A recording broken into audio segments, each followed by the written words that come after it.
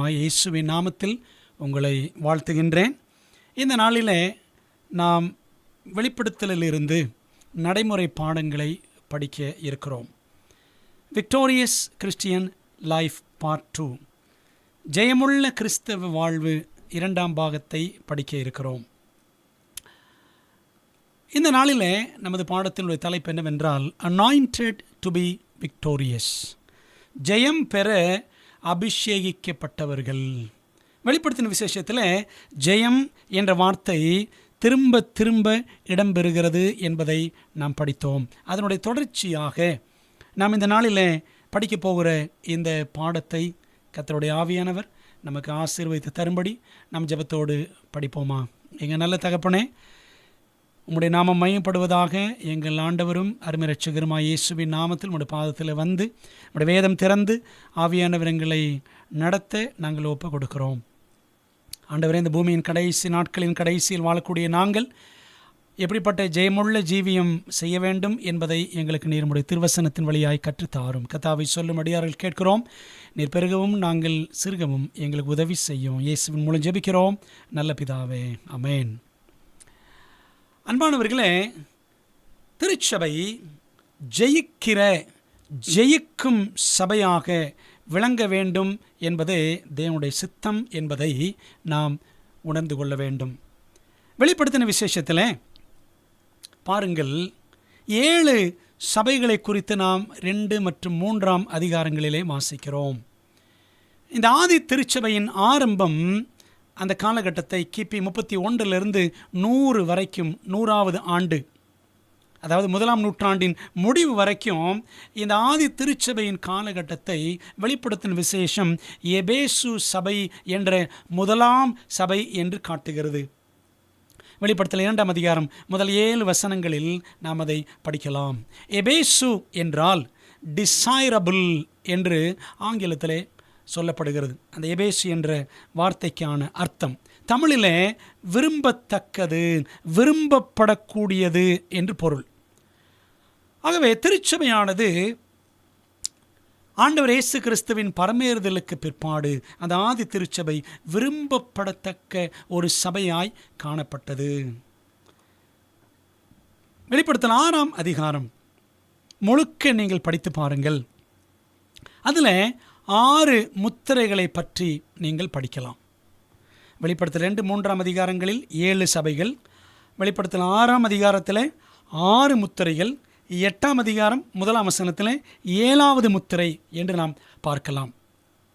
இந்த 6 முத்திரைகளை பற்றி நாம் படிக்கிற 6ஆம் அதிகாரத்தில் முதல் 4 முத்திரைகளை ஆண்டவர் இயேசு கிறிஸ்து உடைக்கும் பொழுது, அந்த முதல் 4 முத்திரைகள் உடைக்கப்படும் பொழுதும் ஒவ்வொரு முத்திரையிலிருந்தும் 1ஆம் முத்திரையை உடைத்த பொழுது வெள்ளை குதிரை வந்தது என்று நாம் படிக்கிறோம்.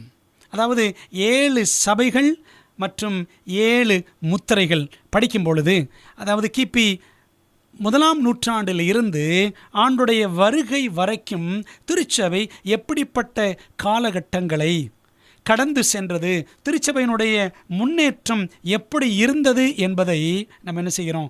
7 சபைகளிலும் 7 முத்திரைகளிலும் நாம் பார்க்கிறோம். நான் முதலாவது சொன்னேன், 1ஆம் சபை எபேசு சபை. அந்த சபையினுடைய நிலை எப்படி இருந்தது என்றால் விரும்பப்படத்தக்கதாக இருந்தது. அதே போல் நாம் 1ஆம் முத்திரையை படிக்கும் பொழுது அந்த வசனத்தை நீங்கள் பாருங்கள். வெளிப்படுத்தின விசேஷம் 6வது அதிகாரம் வசனம் 2 மட்டும் நான் வாசிக்கிறேன். நான் பார்த்தபோது இதோ ஒரு வெள்ளை குதிரையை கண்டேன். அதன் மேல் ஏறி இருந்தவன் வில்லை பிடித்திருந்தான். அவனுக்கு ஒரு கிரீடம் கொடுக்கப்பட்டது. அவன் ஜெயிக்கிறவனாகவும் ஜெயிப்பவனாகவும் புறப்பட்டான். வெள்ளை குதிரை, வெண்மை நிறம் என்பது பரிசுத்தத்திற்கு அடையாளம். White means purity. ஆக திருச்சபை எப்படி இருந்தது என்றால் பரிசுத்தமான நிலையிலே, பரிசுத்தமான திருச்சபையாக, விரும்பப்படத்தக்க திருச்சபையாக இருந்தது.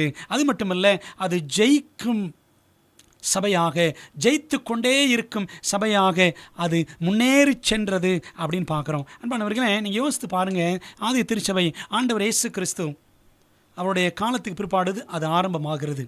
அவர் முதலாக 12 பேரை தெரிந்து கொண்டார். இந்த 12 பேர் பிற்பாடு 70 பேர் என்று நாம் படிக்கிறோம். அதற்கப்புறம் 120 பேர். பேதுரு பிரசங்கம் பண்ணினார் பெந்தேகோஸ்து நாளிலே 3000 பேர். அதுக்கப்புறம் 5000 பேர் என்று நாம் அப்போஸ்தலர் நடபடிகளில் வாசிக்கிறோம். 1ஆம் நூற்றாண்டின் முடிவிலே 90 லட்சம் கிறிஸ்தவர்கள், சிலர் 60 லட்சம் கிறிஸ்தவர்கள் என்று சொல்லுகிறார்கள், சிலர் 90 லட்சம் கிறிஸ்தவர்கள் என்று சொல்லுகிறார்கள். 60 லட்சம் கிறிஸ்தவர்கள் என்று வைத்துக் கொள்ளுவோமே. அன்பானவர்களே, 1 நூற்றாண்டின் முடிவிலே 60 லட்சம் கிறிஸ்தவர்கள் ரோமாபுரி முழுவதிலும் பெருகியிருந்தார்கள் என்றால் எவ்வளவு வேகமாக சுவிசேஷம் பரவி இருந்திருக்கிறது என்று பாருங்கள். ஆதி திருச்சபை எவ்வளவு வைராக்கியமாக ஊழியம் செய்திருக்கிறது, எவ்வளவு வல்லமையாக பரிசுத்த ஆவியின் பலத்தினால் செயல்பட்டிருக்கிறது என்பதை நாம் சற்று யோசிக்க வேண்டும். பாருங்க, திருச்சபை எப்படி இருக்குன்னா ஜெயிக்கிற சபையாக, வசனம் அப்படித்தான் படிக்கிறோம். வெளிப்படுத்தல் 6:2 ஜெயிக்கிறவனாகவும் ஜெயிப்பவனாகவும் புறப்பட்டான். பிரியமான தேவ ஜனமே, சபையாராகிய நீங்களும் நானும் தனிப்பட்ட முறையிலும் சரி, சபையாகவும் சரி, ஜெயிக்கிறவர்களாக நாம் காணப்பட வேண்டும். ஆனால் நிலை என்ன? வெளிப்படுத்தல் 6ஆம் அதிகாரம் 3-4 வசனங்கள் படித்தால், 2ஆம் முத்திரையை கிறிஸ்து உடைக்கிறார். 2வது குதிரை ஒன்று வந்தது, சிவப்பு குதிரை அப்படின்னு படிக்கிறோம். சிவப்பு என்றால் இரத்தத்தை சுட்டி காட்டும், இரத்த சாட்சிகள். என்ன அர்த்தம் அப்படின்னா, ஸ்மிர்னா சபையின் காலகட்டத்தில் கிட்டத்தட்ட 25 லட்சம் கிறிஸ்தவர்கள் இரத்த சாட்சிகளாக மரித்தார்கள். இது எப்போ பார்த்தீங்கன்னா கிபி 100க்கு அப்புறம், கிபி 100லிருந்து கிபி 313 வரை என்று சொல்லலாம். கிட்டத்தட்ட 200 ஆண்டுகளுக்கு மேலாக லட்சக்கணக்கான கிறிஸ்தவர்கள் இரத்த சாட்சிகளாக மரித்தார்கள். ஸ்மிர்னா என்றால் நறுமணம் என்று பொருள்.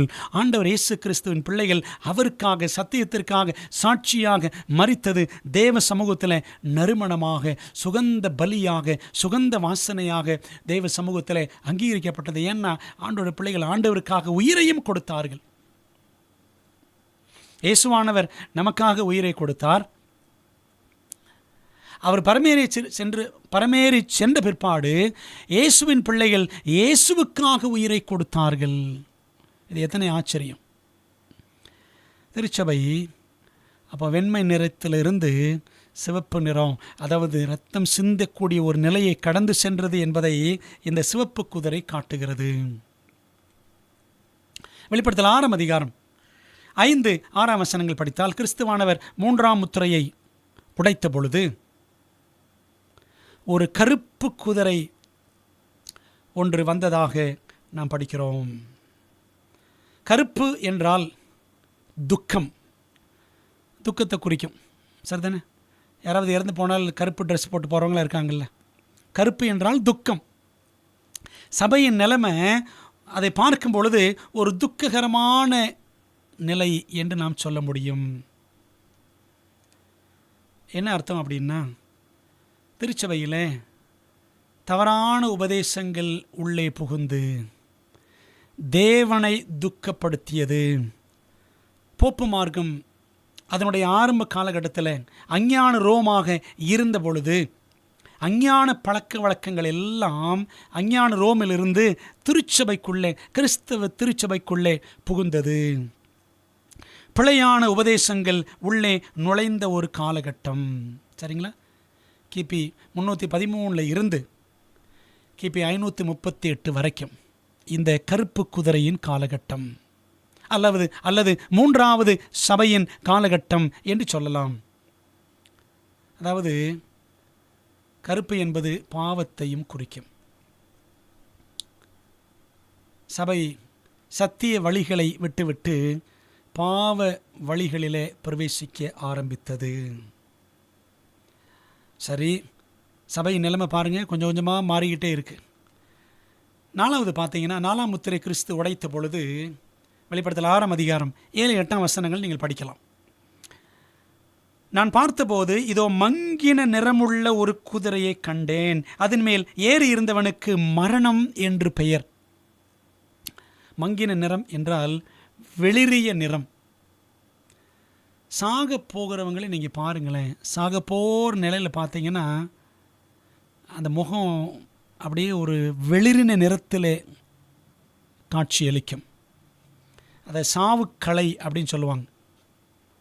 அப்போ திருச்சபை நிலைமை என்ன ஆச்சுன்னா, மங்கின நிறமுள்ள ஒரு நிலை.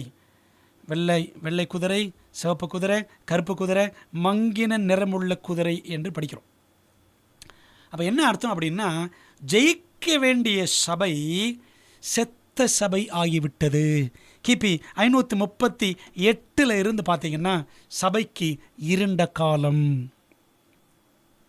அந்த இருண்ட காலத்தில் சபையில் பார்த்தீங்கன்னா சத்தியங்களே இல்லாத ஒரு நிலைமை. கத்தோலிக் சபை தலையெடுத்து மெய்யான திருச்சபை பார்த்தீங்கன்னா அது இல்லாத நிலை போல் ஆனது. ஆனாலும் சத்தியத்திற்காக நின்ற பிள்ளைகள் எல்லா காலத்திலும் இருந்தார்கள். ஜெயிக்க வேண்டிய சபை செத்த சபை ஆகிவிட்டது. அப்போ என்ன புரிஞ்சுக்கிறோம் அப்படின்னா, உயிரோட்டமாக இருந்த திருச்சபை, முதல் நூற்றாண்டில் உயிரோட்டம் நிறைந்ததாக இருந்த திருச்சபை இந்த 4ஆம் முத்திரையின் காலகட்டத்தில் வரும்பொழுது அது பார்த்திங்கன்னா அஞ்ஞான பழக்க வழக்கங்கள் எல்லாம் உள்ளே வந்து அது செத்த சபை ஆகிவிட்டது. ஜெயிக்க வேண்டிய சபை செத்த சபை ஆனது. அப்படியே நீங்கள் பாருங்கள், 7வது சபை அப்படின்னு வரும்பொழுது லவோதிக்கேயா சபை. லவோதிக்கேயா என்ற வார்த்தை, லவுடிஷியா என்ற வார்த்தைக்கு judgment of the people or people are judged, ஜனங்களின் நியாய தீர்ப்பு அல்லது ஜனங்கள் நியாயந்தீர்க்கப்படுகிறார்கள் என்று அர்த்தம் அந்த பெயருக்கு லவோதிக்கேயா என்றால். அந்த சபையை குறித்து படிக்கிறோம். வெளிப்படுத்தல் 3 அதிகாரம் 15 மற்றும் 16 வசனங்கள் சொல்லுகிறது. நான் அந்த வசனத்தை வாசிக்கிறேன். உன் கிரியைகளை அறிந்திருக்கிறேன். நீ குளிரும் அல்ல அனலும் அல்ல. நீ குளிராயாவது அனலாயாவது இருந்தால் நலமாயிருக்கும். இப்படி நீ குளிருமின்றி அனலுமின்றி வெதுவெதுப்பாய் இருக்கிறபடினால் உன்னை என் வாய் நின்று வாந்தி பண்ணி போடுவேன். கடைசி திருச்சபையே, நீ தான்பா அந்த பூமியிலே கடைசி சபை, நீ ஜெயிக்க வேண்டிய சபை என்று பரலோகம் எதிர்பார்த்து கொண்டிருக்கிறது. ஆனால் ஆண்டு சொல்லார், உன் நிலைமை ரொம்ப மோசமாக இருக்குப்பா. நீ குளிரும் இல்லை அனலும் இல்லை, வெதுவெதுப்பாய் இருக்கிறாய். உன்னை பார்த்தாலே உன் ஸ்மெல் எனக்கு என்ன உண்டாக்குகிறது? குமட்டலையும் வாந்தியும் உண்டாக்கக்கூடிய நிலைமையாய் உன் நிலைமை இருக்கிறது அப்படின்னு ஆண்டவர் சொல்கிறார். அன்பானவர்களே, நம்ம ஜெயிக்கிறோமா? ஜெயமுள்ள கிறிஸ்தவ ஜீவியம் செய்கிறோமா என்பதை நாம் சிந்திக்க வேண்டும்.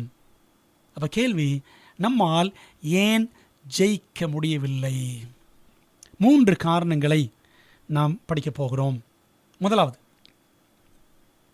கிறிஸ்துவை நாம் ஜெய கிறிஸ்துவாக பார்க்கவில்லை. வெளிப்படுத்தல் 6:2 பாருங்க. அந்த 1ஆம் முத்திரை உடைத்த பொழுது நான் பார்த்தபோது இதோ ஒரு வெள்ளை குதிரையை கண்டேன். அதன் மேல் ஏறி இருந்தவன் வில்லை பிடித்திருந்தான். வில்னா வெற்றியாளன். அவனுக்கு ஒரு கிரீடம் கொடுக்கப்பட்டது. அவன் ஜெயிக்கிறவனாகவும் ஜெயிப்பவனாகவும் புறப்பட்டான்.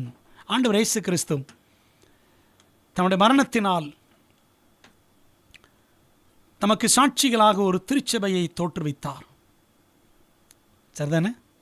ஆகவே அந்த வெள்ளை குதிரை மேல் ஏறி இருந்தவன் யார் அப்படின்னா, இயேசு கிறிஸ்துவை அடையாளப்படுத்தக்கூடிய ஒரு உருவகம் என்று சொல்லலாம். இன்னொரு வசனத்தை கூட நீங்கள் பாருங்களேன். வெளிப்படுத்தல் 19:11 பின்பு பரலோகம் திறந்திருக்க கண்டேன். இதோ ஒரு வெள்ளை குதிரை காணப்பட்டது. அதன் மேல் ஏறி இருந்தவர் உண்மையும் சத்தியமும் உள்ளவர் எண்ணப்பட்டவர். அவர் நீதியாய் நியாயம் தீர்த்து யுத்தம் பண்ணுகிறார் அப்படின்னு படிக்கிறோம். யார் இது? ஆண்டவராய் இயேசு கிறிஸ்து. அவருடைய 2ஆம் வருகையை குறித்து பேசக்கூடிய வசனம் இந்த வசனம். வெளிப்படுத்தல் 19:11. அப்படியானால் ஆண்டவர் இயேசு கிறிஸ்து 2ஆம் வருகை வெள்ளை குதிரையில் வருவார் அப்படின்னு நினச்சிடக்கூடாது. என்ன அர்த்தம்னா, அவர் வெற்றி வீரராக வருவார். இந்த திருச்சபை ஆரம்பித்த பொழுதும் ஆதி திருச்சபையில் அது வெற்றிகரமான சபையாகத்தான் ஆரம்பித்தது. ஜெயிக்கிறவனாகவும் ஜெயிப்பவனாகவும் புறப்பட்டான் அப்படின்னு படிக்கிறோம். கர்த்தராகிய இயேசு கிறிஸ்து ஜெயமுள்ள திருச்சபையாக பரிசுத்தமான திருச்சபையாக ஆதி திருச்சபையை அவர் தோற்றுவித்தார். பார்த்தீங்களா?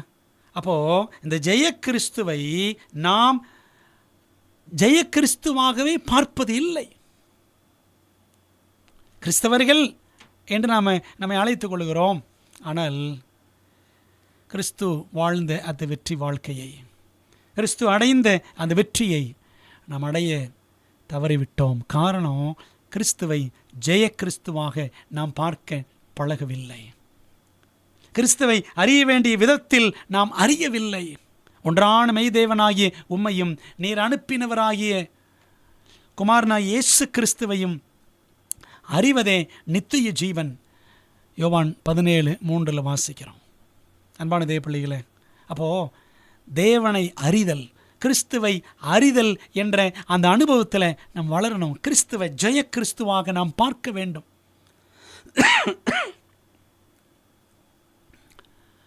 இரண்டாவது, நாம் ஏன் ஜெயிக்க முடியவில்லை? நம்முடைய தோல்விக்கு என்ன காரணம்? தோற்கடிக்கப்பட்ட சத்துருவான சாத்தானை நாம் ஜெயவீரனாக பார்க்கிறோம். கிறிஸ்துவ ஜெய கிறிஸ்துவா நம்ம பார்க்கல. ரெண்டாவது, எப்படி சாத்தானை பார்க்குறோன்னா, அவன் தோற்கடிக்கப்பட்ட சத்ரு என்று பார்க்காமல் அவனை ஜெயவீரனான்னு நினச்சிட்ருக்கிறோம். பல நேரங்களில் பாருங்கள், சில நேரம் சொல்லுவாங்க, ஐயோ இந்த சாத்தான் நம்மளை சோதிக்கிறானே, அவன் இப்படி பண்ணிட்டானே, அவன் அப்படி பண்ணிட்டானே, அவனைத்தான் ஆக ஓகோன்னு பேசுகிறோம். சிலர் பல நேரங்களில் அவனை பற்றியே தான் சொல்லிகிட்டு இருப்பாங்க. பலர் சில நேரங்களில் அவனை பற்றியே தான் சொல்லிகிட்டு இருப்பாங்க, சாத்தானை பற்றியே. சேட்டன் இஸ் அ டிஃபீட்டட் ஃபோ. அவன் தோற்கடிக்கப்பட்ட சத்துரு என்பதை நாம் மறந்து விடவே கூடாது. எப்படி தெரியுமா? சாத்தான் தோல்வி அடைந்தான் அல்லது அவன் வீழ்ச்சி அடைந்தான். அவனுடைய வீழ்ச்சிகள் 4 விதமான வீழ்ச்சிகள் என்பதை வெளிப்படுத்தலிலேயே நம்ம என்ன செய்யலாம் பார்க்கலாம். வெளிப்படுத்தல் 12ஆம் அதிகாரத்திலையும் 20ஆம் அதிகாரத்திலையும் அவன் 4 வீழ்ச்சிகள் அடைந்ததை அப்போஸ்தலன் யோவான் எழுதி வைத்திருக்கிறார். சுருக்கமாக பார்க்கலாமா? முதலாம் வீழ்ச்சி எங்கே அப்படின்னா பரலோகத்தில். வெளிப்படுத்தல் 12:7-8 பாருங்கள். வானத்தில் யுத்தம் உண்டாயிற்று. மிகாவேல் என்றால் கிறிஸ்து. மிகாவேல், மைக்கேல் என்ற வார்த்தைக்கு என்ன அர்த்தம் தெரியுமா? One who is like God. தேவனை போன்ற ஒருவர். யார் தேவனை போன்றவர்? கர்த்தராகிய இயேசு கிறிஸ்து தான். எபிரேயர் 1ஆம் அதிகாரம் 2-3 வசனங்களை படித்து பாருங்கள். பிதாவின் தற்சுரூபமானவர் குமாரனாய் கிறிஸ்து. அதனால் மிகாவேல் ஒன்று அநேகர் கிறிஸ்து என்று ஒத்துக்கொள்வது இல்லை. ஆனால் பைபிள் மிகாவேல் என்ற அந்த எபிரேய சொல்லுக்கு என்ன அர்த்தத்தை சொல்லுது? மிஷாயேல் அப்படின்னு இருக்கும் பழைய ஏற்பாட்டில். புதிய ஏற்பாட்டில் கிரேக்க பாஷையில் மிகாவேல், மைக்கேல் அப்படின்னு இருக்கும். தேவனை போன்றவர் கிறிஸ்து தான். ஆகவே கிறிஸ்துவும் அவரை சேர்ந்த தூதர்களும் வலுசற்பத்தோடு பிசாசோடு யுத்தம் பண்ணினார்கள். வலுசற்பமும் அதை சேர்ந்த தூதரும் யுத்தம் பண்ணியும் ஜெயங்கொள்ளவில்லை. வலுசற்பம் என்றால் பிசாசு. இதே அதிகாரம் 9ஆம் வசனத்தை படித்து பாருங்கள். வானத்தில் அவர்கள் இருந்த இடமும் காணப்படாமல் போயிற்று. அப்போ பாருங்கள், உலகமெல்லாம் படைக்கப்படுவதற்கு முன்பதாக பரலோகத்தில் லூசிஃபர் என்ற அழகான தூதன் தன் உள்ளத்திலே பாவம் செய்தான். நமது ஏசாயா 14ஆம் அதிகாரம், எசேக்கியேல் 28ஆம் அதிகாரத்தில் வாசிக்கிறோம். ஆகவே தேவனுக்கு விரோதமாக கலகம் செய்த லூசிஃபர் தன்னோடு கூட பரலோகத்தின் தூதர்களில் 1/3 பங்கை தன் பக்கம் இழுத்து கொண்டான் என்று வெளிப்படுத்தல் 12:3-4 வசனங்களில் படிக்கிறோம். ஆகவே ஆண்டவர் என்ன செய்கிறாரு? சாத்தானாக மாறின லூசிஃபரையும் அவனுடைய அந்த 1 பங்கு தூதரையும் என்ன செய்கிறார் என்றால் பரலோகத்திலிருந்து தள்ளினார். பார்த்தீங்களா? 8ஆம் வசனம். வானத்தில் அவர்கள் இருந்த இடமும் பரலோகத்தில் அவர்கள் இருந்த இடமும் காணப்படாமற் போயிற்று. இது முதலாம் வீழ்ச்சி. இரண்டாம் வீழ்ச்சி இயேசுவின் சிலுவை மரணத்தின் போது அப்படின்னு பார்க்கணும். சரிங்களா?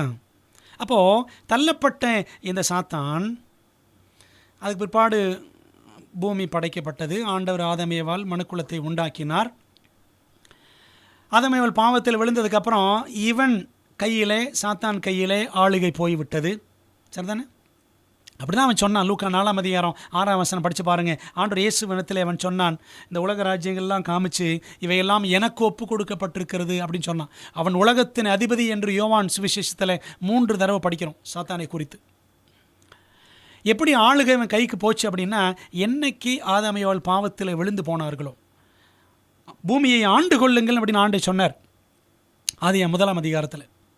ஆனால் என்னைக்கு பாவத்தில் விழுந்தாங்களோ ஆளுகை சாத்தான் கையில் போயிடுச்சு. ஆகவே இந்த உலகத்தின் அதிபதியான இந்த சாத்தான் பூமியின் பிரதிநிதியாக பரலோகத்திற்கு போவதும் வருவதுமாக அவன் இருந்தான். சரிங்களா? இதை யோபு 1ஆம் அதிகாரத்தில் படித்து பாருங்கள். ஆண்டவர் கேட்பார், சாத்தானை எங்கே இருந்து வருகிறாய்? நான் பூமி எங்கும் உலாவி அதில் சுற்றி திரிந்து வருகிறேன் அப்படின்னு சொல்லுவான். அப்போ பூமியின் பிரதிநிதியாக அவன் இங்கே தான் சுற்றிக்கிட்டு இருக்கிறான், முதலாம் வீழ்ச்சிக்கு அப்புறம். அப்போ பரலோகத்துக்கு போயிட்டு வர்றான். பரலோகத்தில் நடக்கிற கமிட்டியில் போய் உட்காருவான். ஏன்னா குற்றம் சாட்டணும்ல சகோதரர் மேல். ஆக பிரியமானவர்களே, கிறிஸ்துவானவர் சிலுவையில் தொங்கின பொழுது அவருடைய சிலுவை மரணத்துக்கு இவன் தானே காரணம், பிசாசு தான் காரணம். சரிதானே? எல்லா பிசாசுகளும் இந்த யூதர்களை தூண்டிவிட்டு இவனை சிலுவையில் அறையும் என்று கூச்சலிட வைத்தது சாத்தானுடைய வேலை தான். கிறிஸ்துவும் மரித்தார். சரிதானே?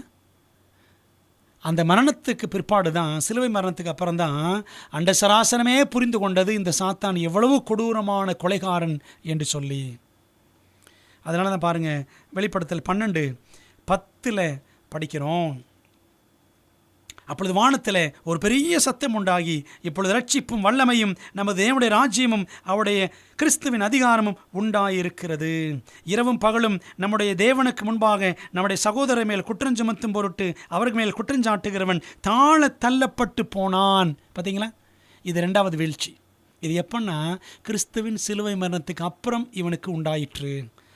யோவான் 12:32 படிக்கிறோம். இப்பொழுதே இந்த உலகத்துக்கு நியாய தீர்ப்பு உண்டாகிறது. இப்பொழுதே இந்த உலகத்தின் அதிபதி புறம்பாக தள்ளப்படுவான்.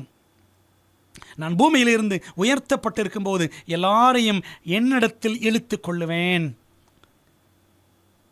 உலகத்தின் அதிபதி சாத்தான் 12:31 14ஆம் அதிகாரத்தில் இருக்கும், 14:30 16ஆம் அதிகாரத்தில் படிக்கலாம். யோவானில் 3 இடங்களில் படிக்கலாம். இப்பொழுதே இந்த உலகத்தின் அதிபதிக்கு, இந்த உலகத்துக்கு நியாய தீர்ப்பு, உலகத்தின் அதிபதி புறம்பாக தள்ளப்படுவான். எப்பொழுது?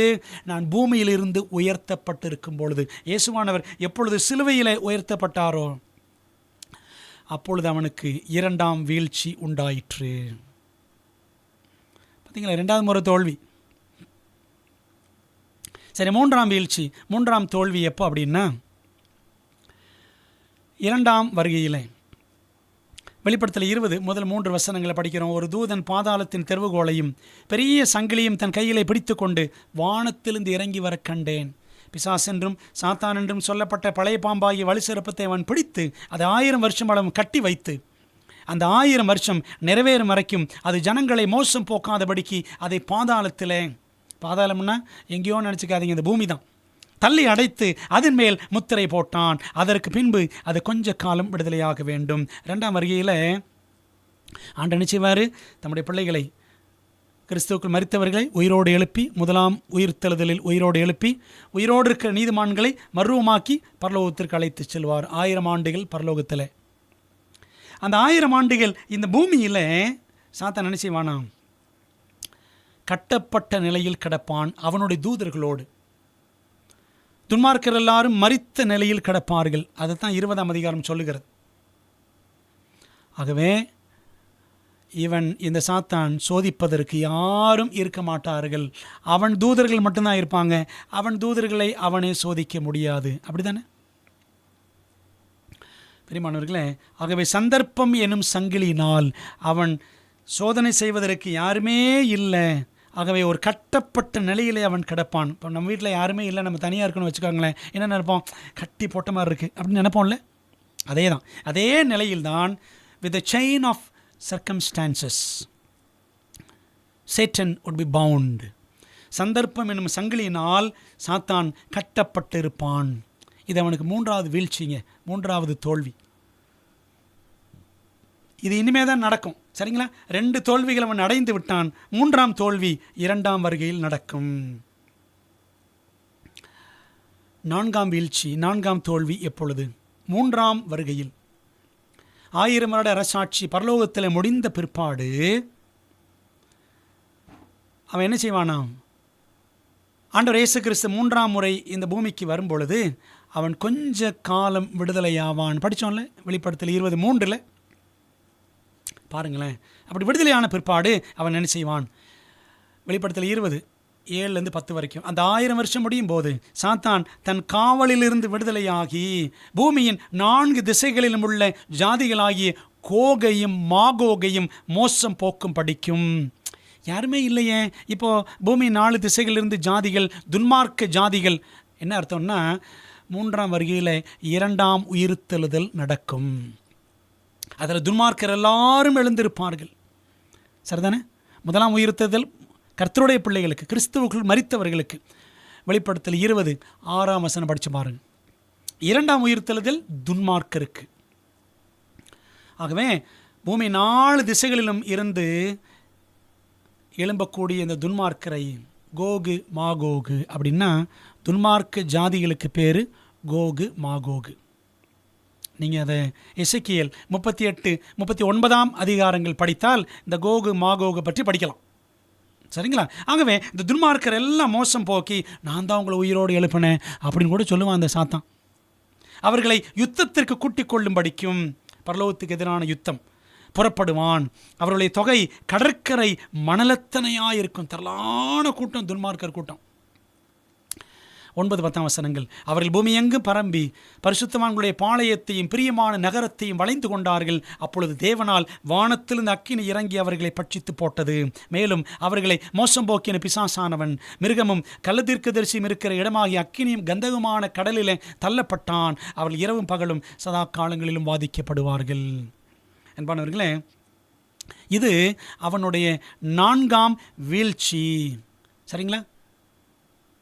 3ஆம் வருகைக்கு பின் புதிய வானம் புதிய பூமி படைக்கப்படுவதற்கு முன் என்ன நடக்கும்னா, சாத்தானும் அவனுடைய துன்மார்க்க கூட்டமும் அவனுடைய தூதர்களும் எல்லாரும் அழிக்கப்படுவார்கள். மல்கியா 4:1. இதோ சூளையைப் போல் எரிகிற நாள் வரும். அப்பொழுது அகங்காரிகள் யாவரும் அக்கிரம் செய்கிற யாவரும் துரும்பாயிருப்பார்கள். வரப்போகிற அந்த நாள் அவர்களை சுட்டெரிக்கும். அது அவர்களுக்கு வேரையும் கொப்பையும் வைக்காமற் போகும் என்று சேனைகளின் கர்த்தர் சொல்லுகிறார். வேர், பாவத்தின் வேர் சாத்தான். கொப்புகள் யார்? அவனுடைய ஆட்கள் எல்லாருமே. அது அவனுடைய தூதர்களானாலும் சரி, துன்மார்க்கராகிய பாவிகளானாலும் சரி, எல்லாமே கொப்புகள் தான். சரிதானே? இவர்கள் எல்லாரும் அக்கினினால் தண்டிக்கப்படுவார்கள். இப்போ வசனத்தில் பார்த்தோம், வெளிப்படுத்தல் 20:10 கடைசி பாருங்க. அவர்கள் இரவும் பகலும் சதா காலங்களிலும் வாதிக்கப்படுவார்கள். அப்படியா? எரிஞ்சுக்கிட்டே இருப்பாங்களா? என்றும் நரகம் எரியுமா? நித்தியமாக நரகம் எரிந்து கொண்டே இருக்குமா? அப்படி அல்ல. பாருங்களேன், இந்த மல்கியா 4:1, இதுக்கப்புறம் 4:3 நான் வாசிக்கிறேன், பைபிளிலிருந்து வாசிக்கிறேன். மல்கியா 4ஆம் அதிகாரம் வசனம் 3 மிக தெளிவாக சொல்லுகிறது. அந்த வசனம் நான் ஸ்க்ரீனில் போடலை. துன்மார்க்கரை மிதிப்பீர்கள், நான் இதை செய்யும் நாளிலே அவர்கள் உங்கள் உள்ளங்கால்களின் கீழ் சாம்பலாயிருப்பீர்கள். 1ஆம் வசனம் சொல்லுது எல்லாரும் எரிக்கப்படுவார்கள். 3ஆம் வசனம் சொல்லுது துன்மார்க்கரெல்லாம் உங்கள் கால்களின் கீழே, தேவனுடைய பிள்ளைகளின் கால்களின் கீழே சாம்பலாயிருப்பார்கள். சரிங்களா? அப்போது இந்த துன்மார்க்கர் எரிவது, சாத்தாவன் கூட்டம் எரிவதெல்லாம் எங்கே தான்? பூமியில் தான். அன்பானவர்கள், இன்னொரு வசனத்தை கூட நீங்கள் படிக்கணும். எங்கே அப்படின்னா, எசேக்கியேல் 28ஆம் அதிகாரம் 18ஆம் வசனத்தை பாருங்கள். அதில் படித்தீங்கன்னா, உன்னை இந்த பூமியின் மேல் சாம்பலாக்குவேன் என்று ஆண்டவர் சாத்தான்ட்டு சொல்லுவார். அப்போது சாத்தான் எங்கே சாம்பலாகிறான்? பூமியில். துன்மார்க்கர் எங்கே சாம்பலாகிறார்கள்? பூமியில். புரியுதா உங்களுக்கு? அப்போ 1000 வருட அரசாட்சி பூமியில்னு சொல்கிறாங்களே, அது எவ்வளவு தவறு என்று உங்களுக்கு புரிகிறதா? 1000 வருட அரசாட்சி பரலோகத்தில். சாத்தான் காவலில் 1000 ஆண்டுகள் கட்டப்பட்டிருப்பது பூமியில். அவனும் அவனுடைய சேனை மற்றும் அதாவது தூதர் சேனை மற்றும் துன்மார்க்கர் எல்லாம் எரிக்கப்படுவதும் பூமியில். 3ஆம் வருகையில் இது நடக்கும். அதாங்க அவனுடைய கடைசி தோல்வி, 4ஆம் தோல்வி, 4ஆம் வீழ்ச்சி என்பதை வெளிப்படுத்தல் நமக்கு சுட்டி காட்டுகிறது. விளங்குது அவங்களுக்கு? அப்போது சாத்தான் ஒரு தோற்கடிக்கப்பட்ட சத்துரு என்பதை நாம் மறந்து போய் அவனை ஜெயவீரனாக பார்த்து கொண்டிருக்கிறோம். அதனால தான் நாம் ஜெயிக்க முடியல. அவனுக்கு 2 தோல்விகள் முடிஞ்சிருச்சு, 2 வீழ்ச்சிகள் முடிஞ்சிருச்சு, இன்னும் 2 வீழ்ச்சிகள் அவனுக்கு காத்திருக்கிறது. புரிதுங்க உங்களுக்கு? இந்த சாத்தான் தோற்கடிக்கப்பட்டவன், அவனுக்கு என்றுமே தோல்விதான். ஆனால் நாம் தான் அவன்கிட்ட தோற்றுக்கிட்டே இருக்கிறோம். அப்படி தானே பிரியமானவர்களே? அதனால தான் ஜெயத்தை குறித்த பாடங்களை தேவன் வெளிப்படுத்தலை நமக்கு கற்றுக் கொடுக்கிறார். 3வது, ஏன் நம்மால் ஜெயிக்க முடியவில்லை? கிறிஸ்து ஜெயித்தார், கிறிஸ்துவினுடையவர்களும் ஜெயிப்பார்கள் என்ற நிச்சயம் நம்மிடம் இல்லை. கிறிஸ்துவை நாம் ஜெய கிறிஸ்துவாக பார்க்கவில்லை, பார்க்க பழகவில்லை. 2வது, தோற்கடிக்கப்பட்ட சத்துருவான சாத்தானை நாம் ஜெயவீரனாக பார்த்து கொண்டிருக்கிறோம். அதனால தான் நமக்கு தோல்வி, ஜெயிக்க முடியல. 3வது, கிறிஸ்து ஜெயித்தார், கிறிஸ்துவினுடையவர்களும், கிறிஸ்தவர்கள் நான் சொல்லலை, கிறிஸ்தவர்கள் சொல்லிட்டு கிறிஸ்துவினுடையவர்களாக எத்தனை பேர் இருக்கிறோம்? அதனால தான் கிறிஸ்துவினுடையவர்களும் ஜெயிப்பார்கள் என்று நான் சொல்லுகிறேன். கிறிஸ்துவினுடையவர்களும் ஜெயிப்பார்கள் என்ற நிச்சயம் நம்மிடம் இல்லை. நம்ம கிறிஸ்தவர்களாக இருக்கிறோம், கிறிஸ்துவினுடையவர்களாக இருக்கிறோமா? கிறிஸ்துவினுடையவர்கள் எப்படி இருப்பார்கள்? கிறிஸ்துவோடு இருக்கிறவர்கள் எப்படி இருப்பார்கள்? பாருங்கள், வெளிப்படுத்தல் 17:14, இவர்கள் ஆட்டுக்குட்டியானவருடனே யுத்தம் பண்ணுவார்கள். அந்த பூமியின் ராஜாக்கள் ஆட்டுக்குட்டியானவருடனே யுத்தம் பண்ணுவார்கள். ஆட்டுக்குட்டியானவர் கர்த்தாதி கர்த்தரும் ராஜாதி ராஜாவுமாய் இருக்கிறபடியால் அவர்களை ஜெயிப்பார். ஜெயம், பார்த்தீங்களா? ஜெயிப்பார். அவரோடு கூட இருக்கிறவர்கள், இயேசுவோடு கூட இருக்கிறவர்கள், அழைக்கப்பட்டவர்களும் தெரிந்து கொள்ளப்பட்டவர்களும் உண்மையுள்ளவர்களுமாய் இருக்கிறார்கள் என்றான்.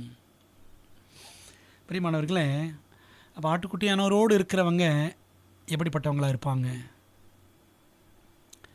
கிறிஸ்தவர்கள் என்றால் கிறிஸ்துவினுடையவர்கள், கிறிஸ்துவினுடையவர்கள், கிறிஸ்துவை உடையவர்கள், கிறிஸ்துவோடு இருக்கிறவர்கள், அவங்க தான் உண்மை கிறிஸ்தவர்கள். நாம் எப்படி இருக்கிறோம் யோசித்து பார்ப்போம். அன்பானவர்களே, கிறிஸ்து என்ற பெயருக்கு, கிறிஸ்து என்ற பெயர் கிரேக்க பாஷையில், எபிரேய பாஷையில் மேசியா, மேசியா என்பதுதான் கிறிஸ்து. பழைய ஏற்பாட்டில் மேசியா, புதிய ஏற்பாட்டில் கிறிஸ்து. என்ன அர்த்தம்னா அபிஷேகம் பண்ணப்பட்டவர், தி அனாயிண்டட் ஒன் அப்படின்னு அர்த்தம். கிறிஸ்து என்றால் அபிஷேகம் பண்ணப்பட்டவர். அப்படியானால் கிறிஸ்தவர்கள் என்றால், கிறிஸ்தவர்கள் என்றாலும் அபிஷேகம் பண்ணப்பட்டவர்கள் என்றுதானே அர்த்தம். we are anointed to be victorious Christians.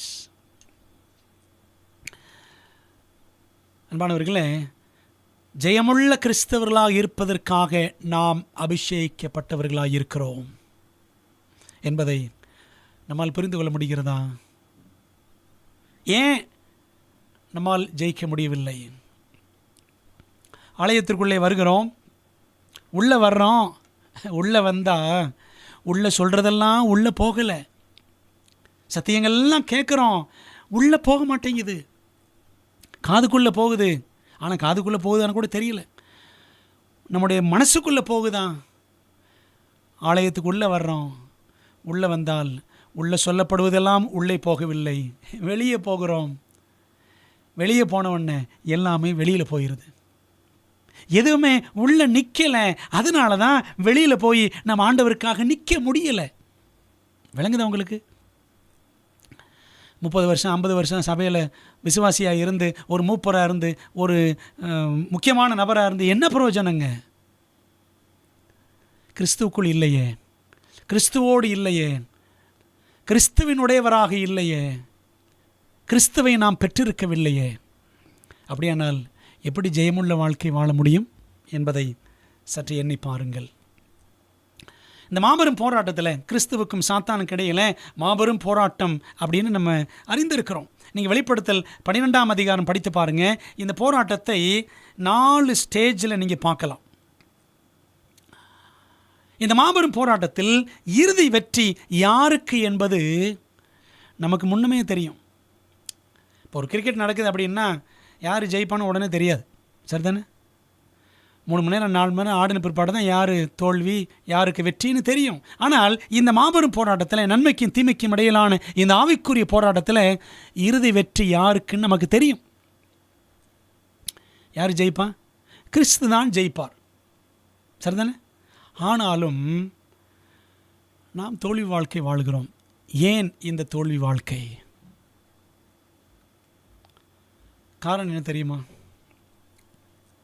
நம்ம படித்தோம், ஆட்டுக்குட்டியானவரோடு இருக்கிறவர்கள், அழைக்கப்பட்டவர்கள், தெரிந்து கொள்ளப்பட்டவர்கள், உண்மை உள்ளவர்கள்.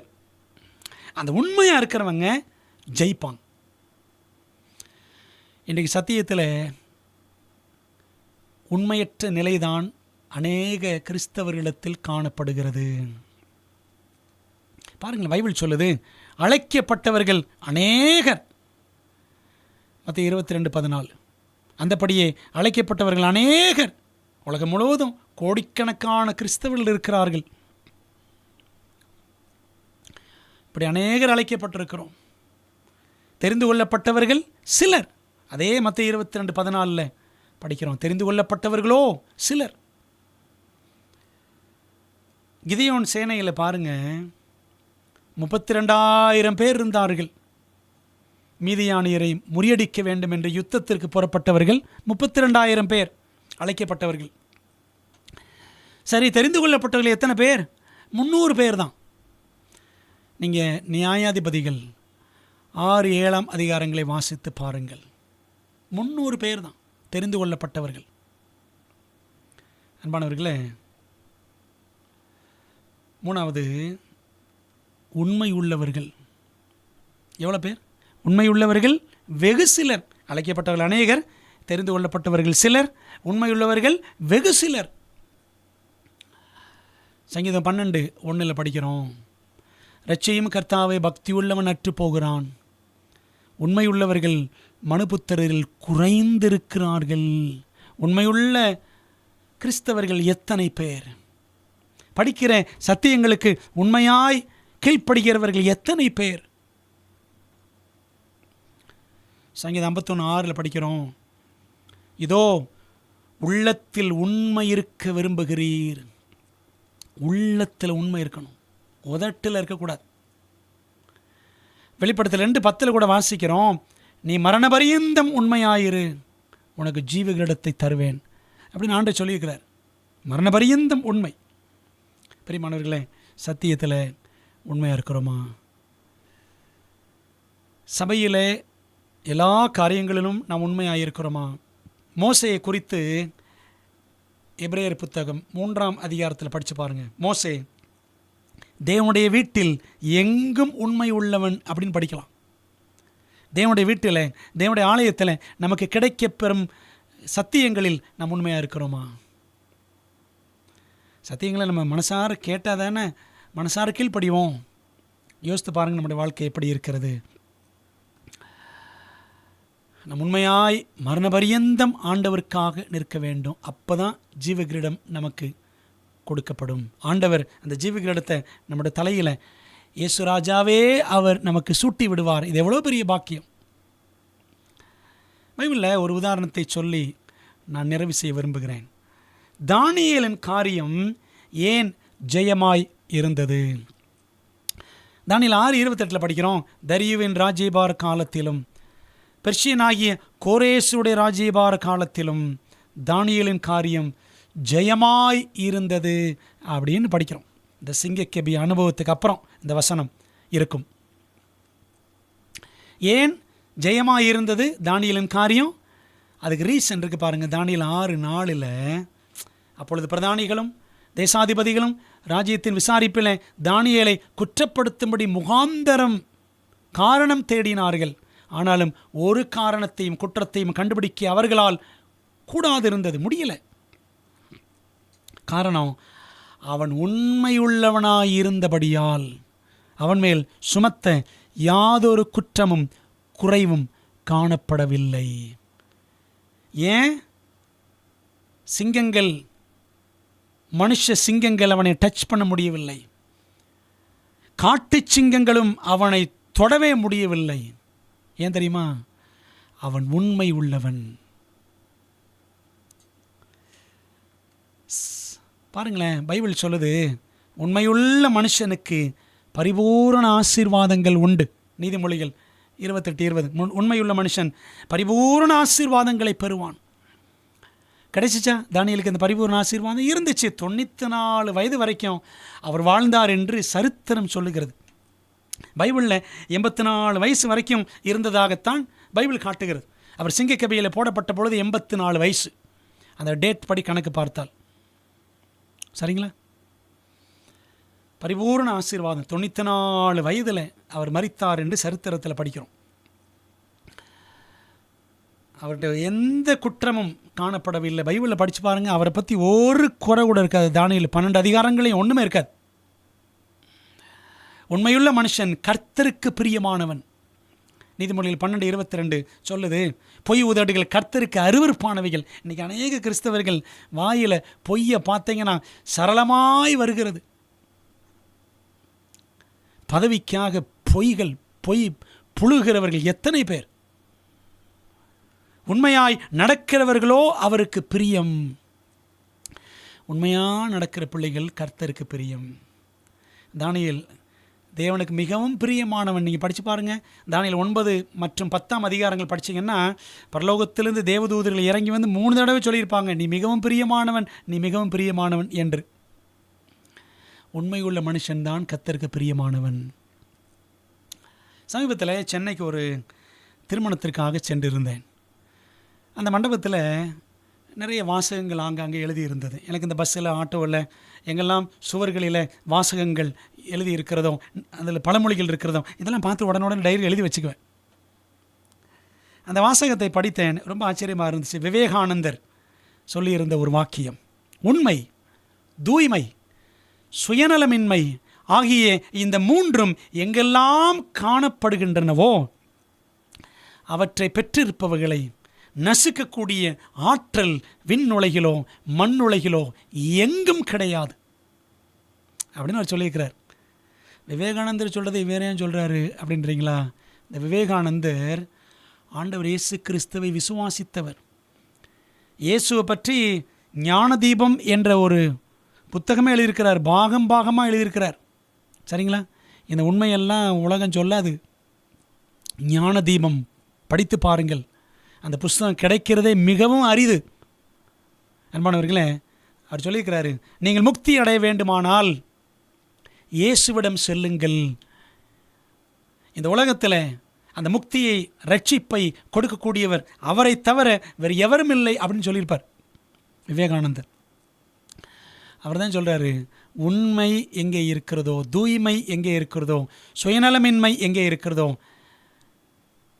இன்டெகிரிட்டி, பியூரிட்டி அண்ட் செல்ஃப்லெஸ்னஸ் எங்கெல்லாம் இருக்கோ, எந்த நபர்கிட்ட இருக்கோ, அந்த நபரை இந்த உலகத்திலும் சரி, வானுலகத்திலும் சரி, அப்படிப்பட்ட நபரை நசுக்கிற ஆற்றல் எவருக்குமே கிடையாது. முடிஞ்சிச்சாங்க. தானியேலை நசுக்க முடிந்ததா? 120 தேசாதிபதிகள் கூடினார்கள் சிங்கங்கள் போல. ஆனால் அந்த கெபிக்குள்ளேயும் எத்தனையோ சிங்கங்கள், ஒன்றுமே செய்ய முடியலையே.